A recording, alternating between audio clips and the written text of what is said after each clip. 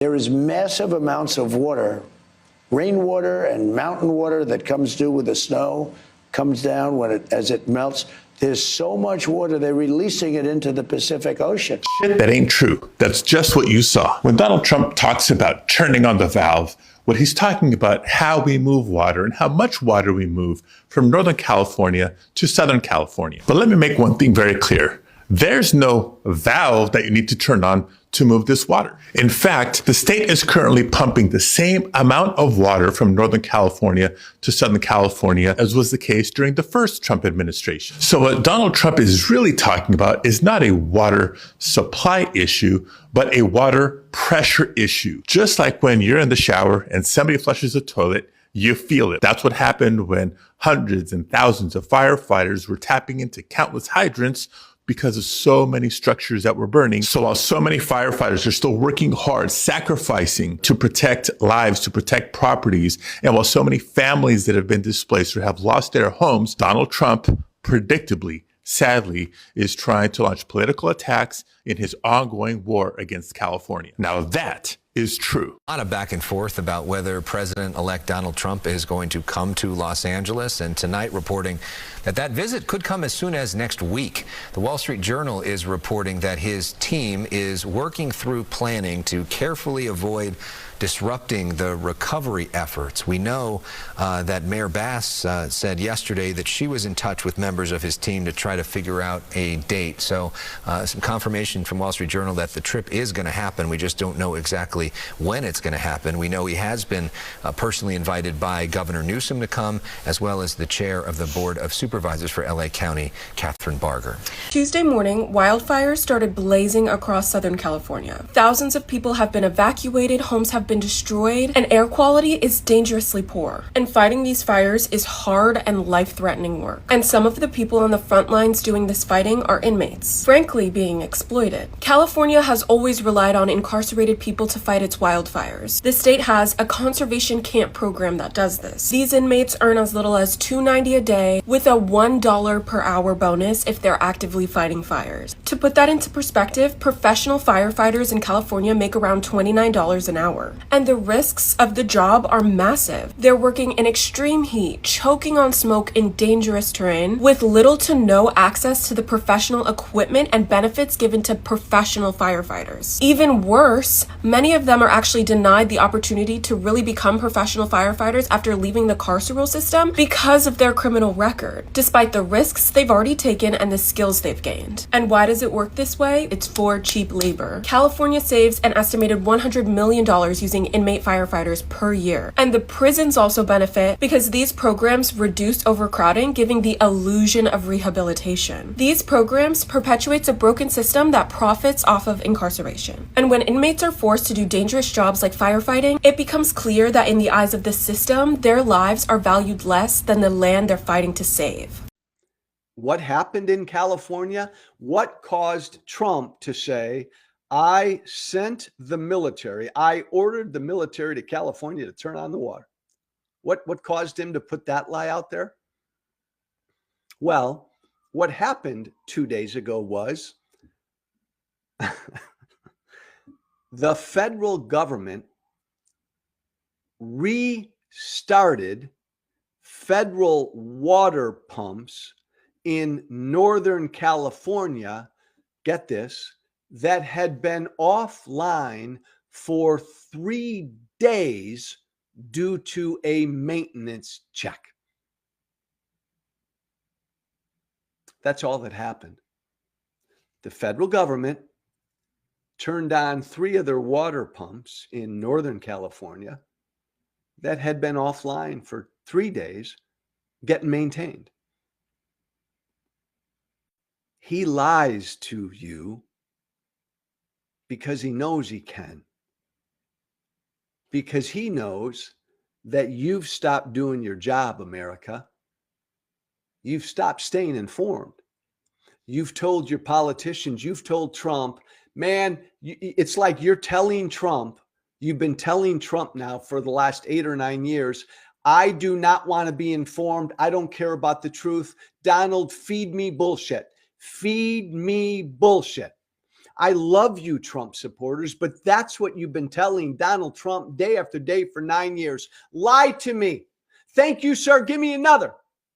The Social Contract with Joe Walsh, every weekday on YouTube Live. It's on us. Showed an expert on California water policy one of President-elect Trump's social media posts bashing California Governor Newsom this week. The expert responded that none of Trump's posts was true.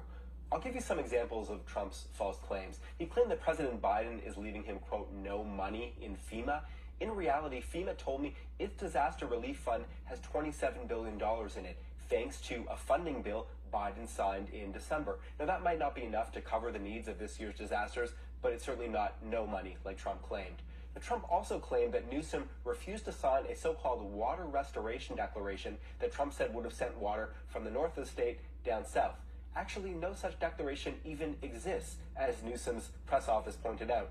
Now, most importantly, Trump repeatedly tried to link the fire crisis and the firefighting challenges to Newsom's attempts to protect a fish species in the north of the state called the Delta smelt, rather than do what Trump himself wants and have more of that water diverted southward to farmers in the Central Valley.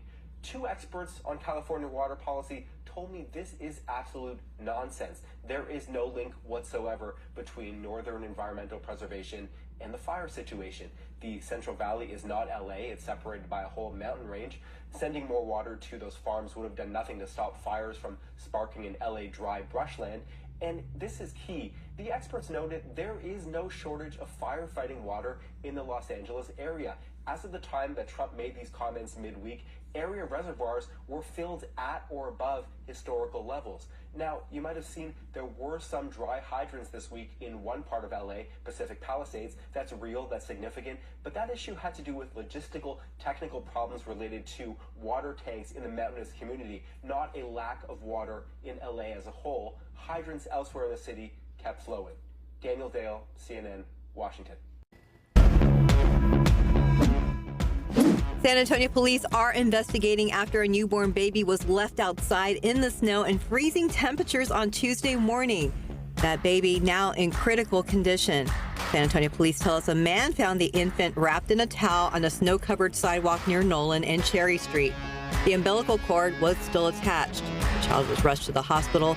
We also know police spoke with 2 women. However, it's not clear if any charges have been filed. Jury deliberations in the murder trial of Mason Lubitz will continue this morning. Lubitz was charged with the murder of Trevor Beeman on Christmas Day 2021. Defense said that Lubitz's attorneys say that he shot Beeman in self-defense after he walked into his apartment threatening to assault him. Prosecutors say Beeman didn't walk inside and that his body was found outside the door. Prosecutors also say that Lubitz planned the murder months after a previous attack by Beeman. The jury reconvenes this morning. In California, a new fire is spreading quickly through Los Angeles area homes. The Hughes fire, which began yesterday, has been burning areas the size of football fields every 2 to 3 seconds. The good news, though, officials say with less wind, they have been able to constantly attack the blaze. Still, tens of thousands of people who live in the area are under evacuation orders or warning. As California continues to deal with wildfires, President Donald Trump is talking about overhauling FEMA. The federal agency is responsible for helping people before, during, and after disasters. Trump says that he wants the states to respond to their own disasters, and then the federal government can send them money. According to FEMA, in the last 4 years, it responded to nearly 300 major disasters.